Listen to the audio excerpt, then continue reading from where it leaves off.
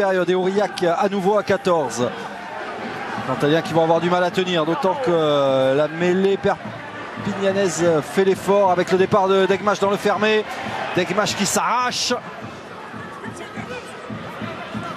Non, 7. Allez, Vivalda, Yohan Vivalda. La ligne. Allez, Degmash, Chanerou. On va chercher les avants, des points de fixation, on va essayer d'avoir des libérations rapides. Maintenant sur les extérieurs avec la sautée de Segui jusqu'à Kokaji.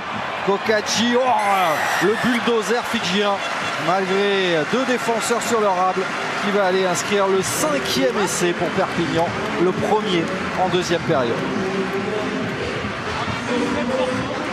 Ouais, Kokaji qui vient déchirer le rideau défensif des Aurillacois avec toute sa puissance face à Fafroski là, qui est en difficulté sur le reculoir, qui ne peut rien faire face à la puissance du centre Kokaji. Allez, du changement côté USAP, Enzo Forletta et Gert Müller, les piliers, laissent leur place respectivement à Quentin Walker et Stéphane Kotzeu. Il y a également du changement dans la ligne de 3 quarts, puisque au centre, Adria Kokaji, justement, qui vient de marquer l'essai, est remplacé par Enzo Selponi. Il n'y a plus personne sur le banc, on a vidé le banc à Perpignan. Kokaji qui a marqué son 5e essai de la saison. Et Jonathan Bousquet sorti. C'est Romuald Segui qui va tenter cette transformation. On connaît ses qualités de buteur, lui qui avait offert à la dernière seconde la pénalité de la gagne au Catalan à Vannes, au stade de la Rabine. Grosse prestation de la part de la première ligne catalane avec Forletta et Gert Müller. Ça passe pour Romuald Segui. Perpignan 35, Aurillac 0. Allez, Flavien Noyaguet, le 3e ligne centre d'Aurillac, va laisser sa place à Latuka Maïtou. «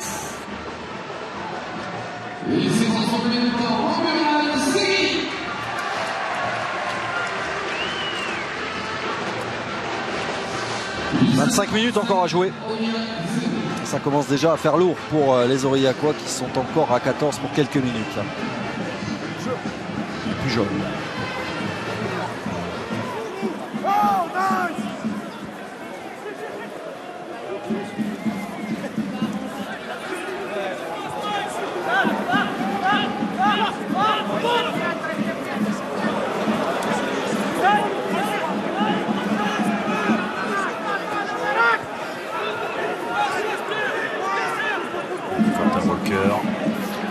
Romuald Segui, ouais, bien fait ça pour Chanerou. Hop, là en revanche, le ballon a glissé des mains du 2e ligne néo-zélandais, Jens Torfs. Farnou jusqu'à Jean-Bernard Pujol, de l'espace pour Jean-Bernard Pujol devant Tim Small. Degmash. Là ce sont des vagues successives qui s'abattent sur la défense cantalienne. Et on se retrouve déjà en apnée devant les 22 mètres. Jens Torfs avec Selponi, la passe sur un pas pour Mathieu Acebes jusqu'à Raphaël Carbou. Attention à la percussion, le coup d'en avant. Le coup d'en avant qui va être sanctionné. Oui, je pense que c'est signalé. Ça, ce sont des gestes, c'est un mauvais réflexe, mais ce sont des gestes que l'on ne veut plus voir.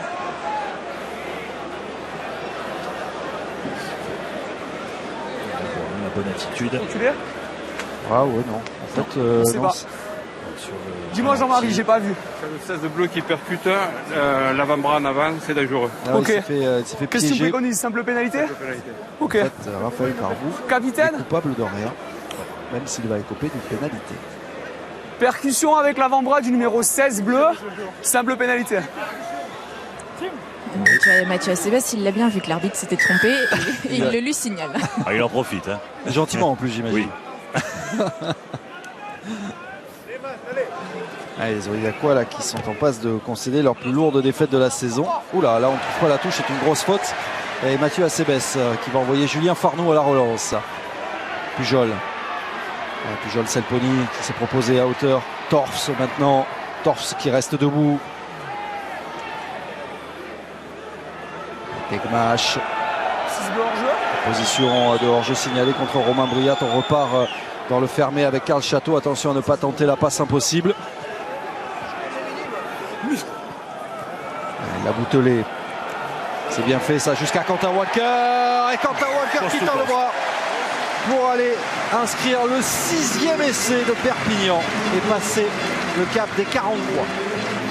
On parlait toujours de la plus-value du banc catalan qui permet de remettre une couche. Et on voit la bonne rentrée de Quentin Walker qui, malgré 4 défenseurs, arrive à s'en défaire. Et toujours la bonne attitude des avants. On arrive à transmettre le ballon entre Tristan Laboutelet et son pilier gauche. La joie pour Quentin Walker qui inscrit son premier essai. C'est un jeune joueur de 21 ans.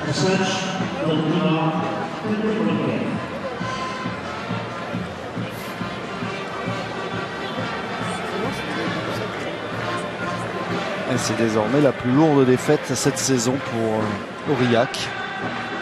Ce n'est malheureusement pas terminé, il reste 20 minutes encore. Il n'avait jamais concédé 40 points cette saison. Ça nous rappelle le scénario ici même l'an passé, puisqu'Aurillac avait déjà concédé 41 points, mais ils en avaient marqué 20. Le problème, c'est que le compteur reste toujours bloqué à 0. C'est toujours un sans faute pour les buteurs catalans. Et ça fait 42-0.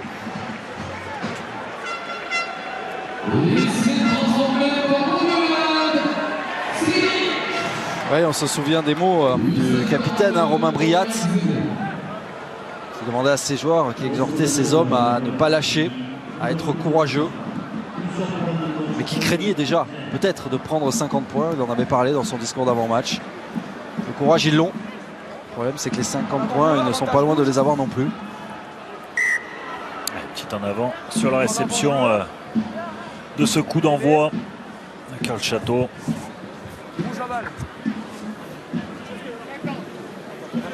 Et l'opportunité pour ces Aurillacois de remettre la main sur le ballon. Bien, je vous rappelle le programme de soir de Pro D2 qui vous attend dès la fin de cette rencontre. Avec un match qu'on va suivre avec beaucoup d'intérêt évidemment. C'est le déplacement du leader Montauban à Nevers. Le match très important entre le 15e, Narbonne qui reçoit Dax, le 14e. Bayonne qui va tenter d'aligner un nouveau succès après avoir dominé Montauban dimanche. Qui va essayer d'aller chercher un succès à Massy. Puis il y aura Vannes Carcassonne, Soyaux, Angoulême, Béziers. Vous retrouverez Raphaël Poulain, Marie Sampéré autour de Géraldine Ponce dans Soir de Pro D2 dès la fin de ce Perpignan-Aurillac. C'est encore 20 minutes à jouer. Aurillac, ça faisait bien longtemps qu'on n'avait pas vu cette équipe aux abords des 22 mètres. Small. Oula. L'Irlandais qui est tombé tout seul. Wissou. Wachowski.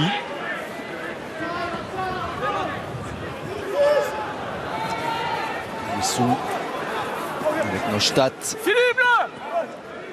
C'est un pilier de Chambéry qui rentre dans les 22 mètres. Jean-Philippe Cassan.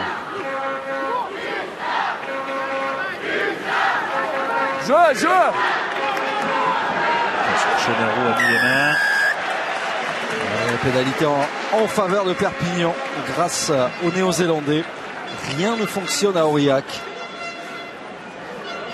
Ballon gardé au sol. Les Aurillacois qui manquent de soutien offensif pour pouvoir permettre de bonnes libérations de balles. Et Chenero qui vient mettre les pinces et qui empêche la libération et qui récupère ce ballon. Aurillac qui aura un autre déplacement difficile vendredi prochain à Colomiers. Et alors attention, c'est vrai que Thierry Pochlestrade le disait au micro de Cécile dans l'avant-match. Bon, il regardait en haut sans trop d'espoir, c'est maintenant terminé avec cette défaite pour la qualification. Mais il faut garder un œil attentif à ce qui se passe en bas, puisque Narbonne 15e n'est qu'à 9 points. Attention, si les Narbonnais venaient à s'imposer ce soir face à Dax, derrière, puis même il reste 10 matchs. Il faudra faire attention jusqu'au bout, même si la marge reste encore importante. Qui du côté des Aurillacois.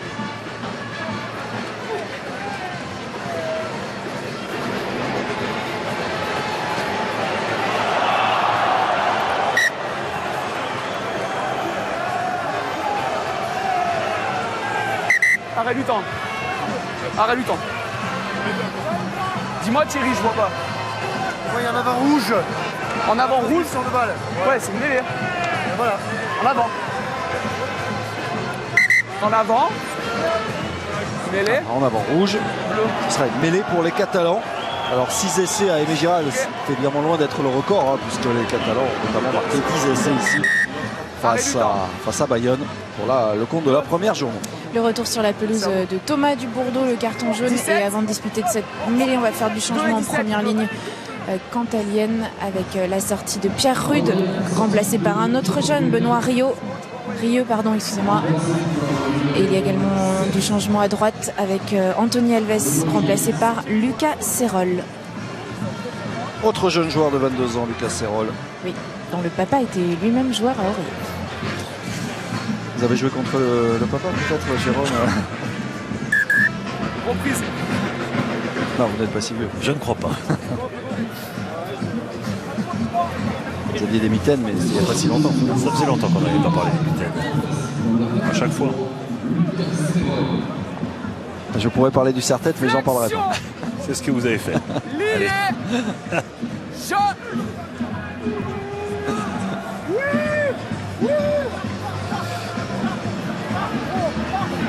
Allez, avantage en cours pour les Catalans. Pénalité. À la fin de match compliqué hein, pour les Aurillacois. Vous imaginez quand même, Perpignan va aller accrocher un 9e bonus cette saison. Quand même énorme. Seul Mont-de-Marsan a fait mieux, avec 12 bonus pour les Montois. Là aussi, performance spectaculaire des Landais.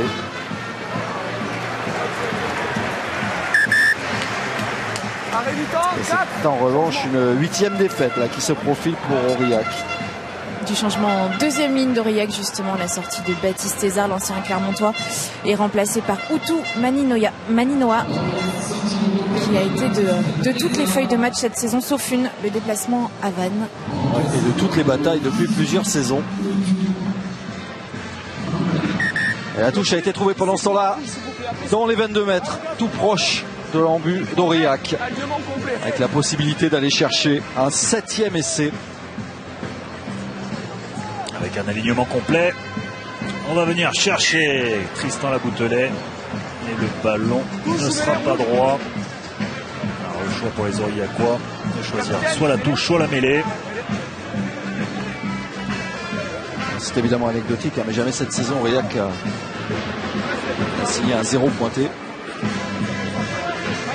Prenez de la distance, je vous demande depuis le départ. A terminé Fanny un match. Il reste encore du temps pour aller accrocher quelques points, essayer de sauver l'honneur.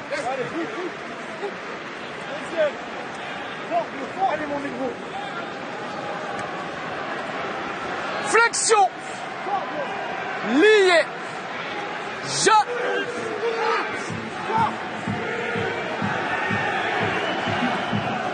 Valentin devant Romuald Segui, repris par Karl Château. Et assurer cette libération, cette sortie de camp. Non, on préfère à nouveau prendre des risques et attaquer. Avec Fachrovski, finalement poussé en touche. Allez, bonne défense de Jens Torf.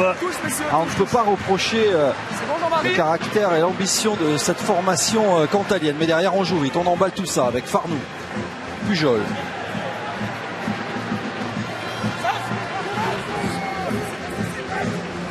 Deuxième période à sens unique. Salponi, Degmash, Héroux. Ouais, Cheverou qui est parvenu à se relever. Segui, Farnou. Le jeu au pied n'est pas le meilleur choix. Oula, et attention à cette mauvaise passe, et c'est un cadeau offert à Julien Farnou pour le 7e essai. C'est Tim Small là qui offre un cadeau à l'arrière remplaçant.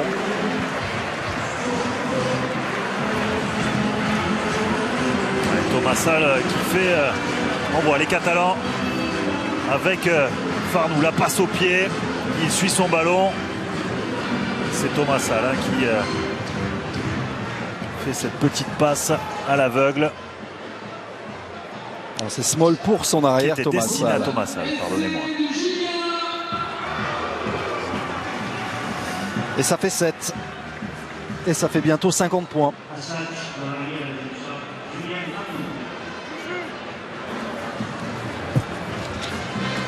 Sixième essai pour Julien Farnoux cette saison.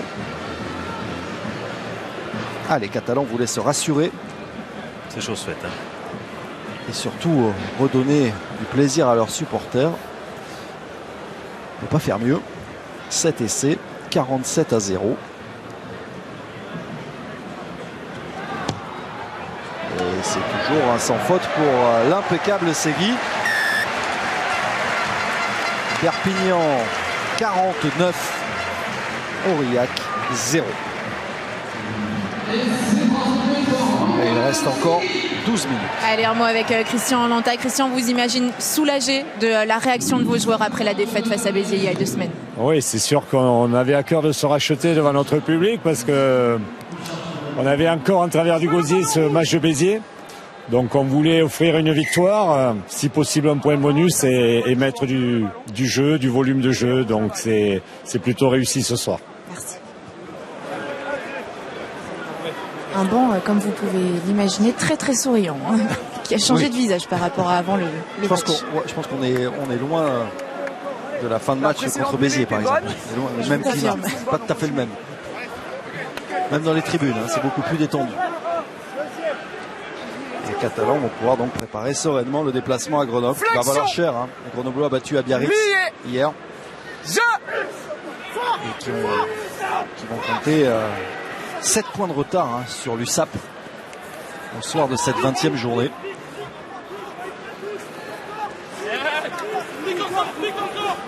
Grenoble qui est en train de plomber son bilan à cause de résultats défaillants, de performances défaillantes à l'extérieur, même si les Grenoblois sont évidemment largement en course hein, pour place parmi les 4, grâce notamment à leur invincibilité à domicile. Allez, nous allons rentrer dans les 10 dernières minutes. Les Cantaliens à la recherche de leur premier point. Small, du Bordeaux qui décide de conserver avec Jean-Philippe Cassan. Cassan dans les 22 mètres. Ça tarde à sortir. Vachrowski aura beaucoup tenté de ce jeune ailier. On aura vu qui aurait essayé de mettre à mal cette défense catalane et malgré tout les Perpignanais sont bien en place, ils sont bien structurés. Je pense qu'aussi la vraie satisfaction pour les Catalans, c'est de voir que cette défense ne cède pas, ne concède rien. Du Bordeaux, croisé pour Albert Valentin. Ouais, Valentin qui vient s'empaler sur les avants catalans. Énormément de profondeur. Et ils ont reculé là les Cantaliens. Cassan qui vient se proposer maintenant, qui casse un premier plaquage, qui avec son dynamisme essaie de résister à la défense de Mathieu Acebes. Bouissou, Serol. Ah, ce n'est pas faute d'essayer, mais il ne trouve toujours pas l'ouverture. Ouh, là ça a tapé fort hein, avec Metoukou. Allez, Lame, sanctionné, qui n'a pas fait l'effort de lâcher. Assistant plaqueur, monsieur. Alors qu'il était assistant plaqueur. Les Aurillacois qui récupèrent cette pénalité. Hein. Catalans qui se mettent un petit peu en difficulté hein. Sur les 2 renvois précédents, ils ont perdu les ballons. C'est suite à ça que les Aurillacois ont réussi à récupérer cette pénalité dans un deuxième temps. Il cible le couloir, s'il vous plaît. Et pour sauver l'honneur, Aurillac va tenter d'aller chercher un essai. Ses premiers points sur cette touche avec un lancer pour Benoît Rieux. Oui, mais avant cela, il va y avoir un petit changement.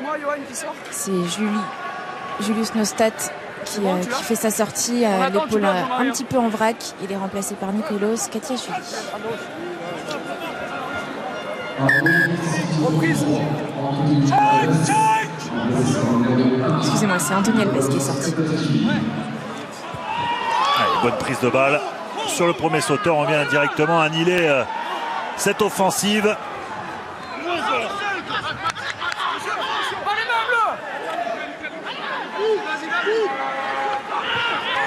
Pour les avants, il y a quoi qui vont devoir se mettre au travail, essayer de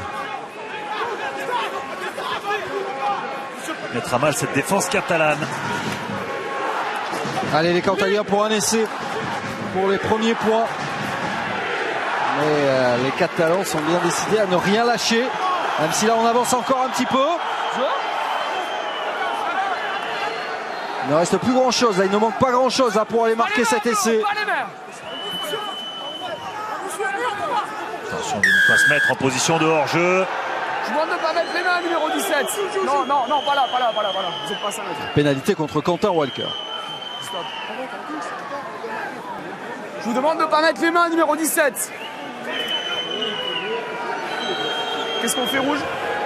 Je pense qu'on va insister en touche. Non, c'est joué rapidement par Letuka Metuku, coquin, qui a essayé de se faire oublier. Ça n'a pas fonctionné. On repart encore avec cette fois le premier essai. Ça y est, c'est fait. L'essai d'Utu Maninoa, le Samoan, qui vient récompenser les efforts des Aurillacois tout au long de cette rencontre. Un essai qui est même applaudi par les supporters présents à Aimé Giral.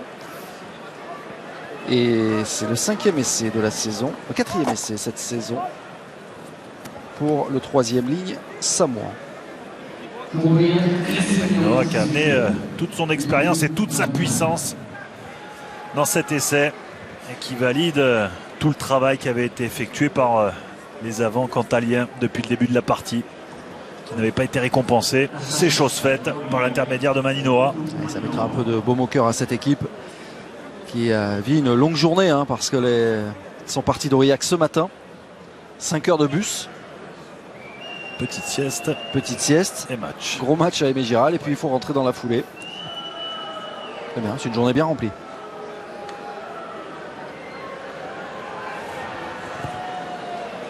Le banc catalan Cantalou qui regrette un peu certains sifflets du stade Aimé Giral. Small, c'est raté.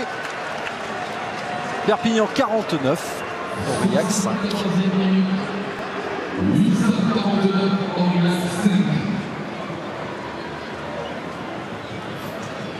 Les 5 dernières minutes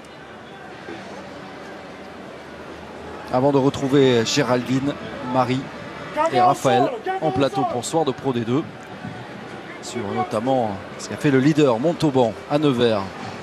En attendant, on vous rappelle la grosse affiche dimanche après-midi. Coup d'envoi 14h15, prise d'antenne 14h. Mont-de-Marsan qui reçoit Colomiers. Et attention là, ce renvoi avec Chonéroux. On vous le disait, il est très impressionnant depuis plusieurs semaines.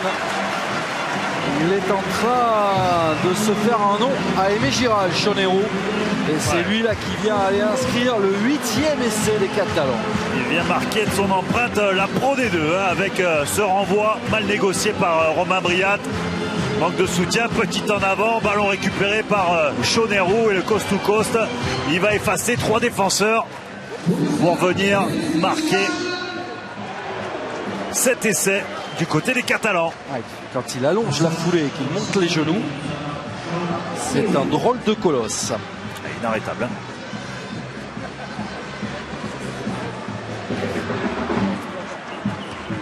Quatrième essai pour Chonéroux,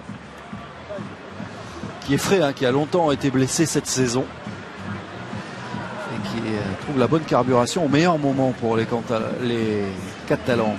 Allez, Romuald Segui qui a déjà réussi 3 transformations, va réussir la 4e.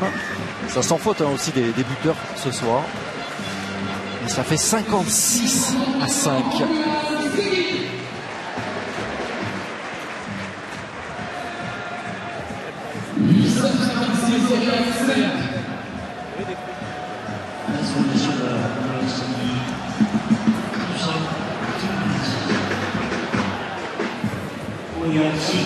Alors, on avait quitté les Perpignanais, le visage sombre à Aimé Giral il y a 15 jours. On les retrouve avec un franc sourire à l'image de Tom Écochard, Jonathan Bousquet. Ils ont préparé de la meilleure manière le déplacement à Grenoble, puis la réception de Colomiers pour finir le bloc. Walker Ils vont même essayer d'aller chercher un 9e essai. Degmach, Stéphane Kotzeu. Segui. Je crois que Johan Vivalda, un peu malheureusement, est mal tombé après un plaquage de Romain Briat. Oui, il y a Segui qui est perclus de crampes, hein, donc les Catalans sont 13. Et il me semble que Seyla Lalam est au sol également. Ouais, ils sont 12 là maintenant. Il n'y a plus personne. Segui qui peut à peine se relever. Vivalda qui reste au sol et Seyla Lalam, lui, qui se relève difficilement. Il n'est pas vraiment en état de défendre. Et côté Aurillac, c'est Fachrovski qui boite bien bas. Cassan. Albert Valentin. Ah oui, il y a faute de Cassan sur Mathieu Acebes, mais ça profite à Fachrovski qui va aller marquer l'essai, à moins que derrière on puisse défendre avec Degmach et Pujol. Non, il va en manquer un petit peu. Et Fachrovski n'aplatit pas. Je pense qu'il n'a pas aplati et que Jean-Bernard Pujol a intelligemment placé ses jambes pour empêcher le jeune ailier d'aller marquer le 2e essai d'Aurillac. Alors, retour de Jean-Bernard Pujol. Regardez là. Bien joué. Bien défendu. Bien défendu de la part de Jean-Bernard Pujol. Ça fait sourire Thierry Peuch-Lestrade. Il faut dire qu'au départ de l'action, il y avait quand même une grosse faute de Cassan sur Mathieu Acebes. Plaqué sans ballon. Alors Vivalda reprend sa place courageusement. En revanche, Romuald Segui est de nouveau au sol, continue de s'étirer.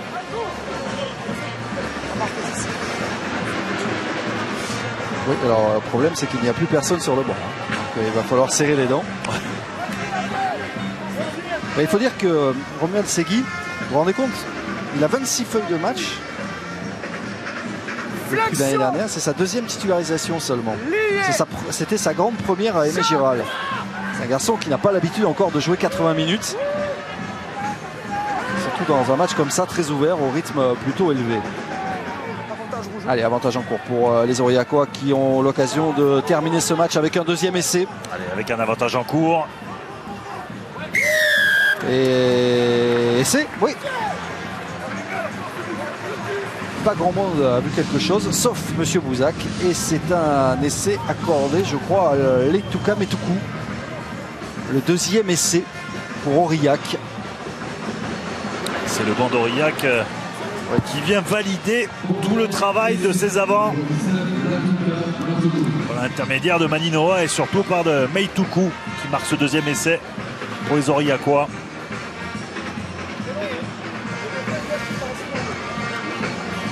La transformation est réussie. Et Aurillac